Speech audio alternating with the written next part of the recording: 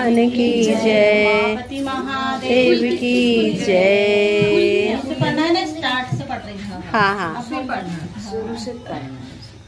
यह व्रत भविष्योत्तर पुराण में वर्णित है। इस व्रत को स्त्रियों को भाद्रपद शुक्ल पक्ष की तृतीया को करना चाहिए। जिस दिन मुहूर्त पर भर भी तृतीया हो, उस दिन इस गौरी व्रत का विधान है। सबको दे दिए से तृतीया और चतुर्थी मिली हो, उस दिन का उत्तम अनुष्ठान बताते हैं।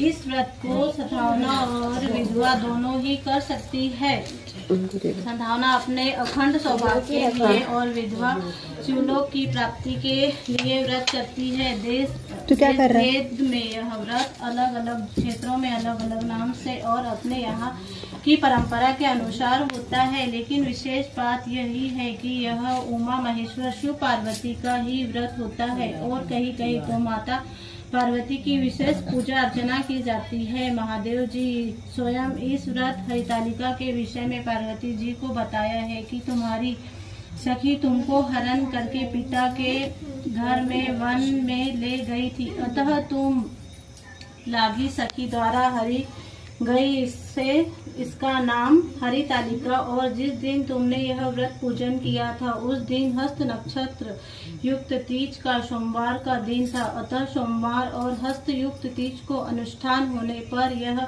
व्रत राज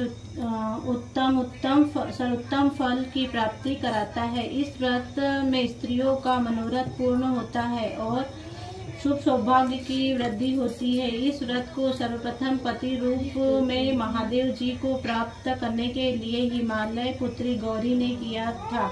इससे यह गौरी व्रत के नाम से ही विख्यात है। इस व्रत में उमा और महेश्वर दोनों ही प्रसन्न हो व्यक्ति को मनवांछित वस्तु प्रदान करते हैं और उन्हें शिवलोक की प्राप्ति कराते हैं।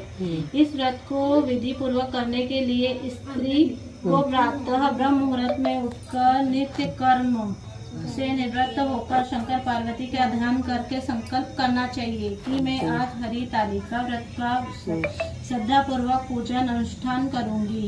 इससे उपरांत स्नान आदि से पवित्र हो अपने घर में पूजा पाठ को कदली स्तंभ एवं वंदनवार से सजाए और वहां गौरी युक्त महादेव जी की प्रतिमा, शिवलिंग अथवा गौरी शंकर का सुंदर चित्र पवित्र वेदी पर स्थापित करें। शिव पार्वती का आह्वान करते हुए भक्ति पूर्वक षोडशोपचार विधि से पूजन अर्चन करें और इसकी कथा को अपने पति सहित सुने और सुनाए।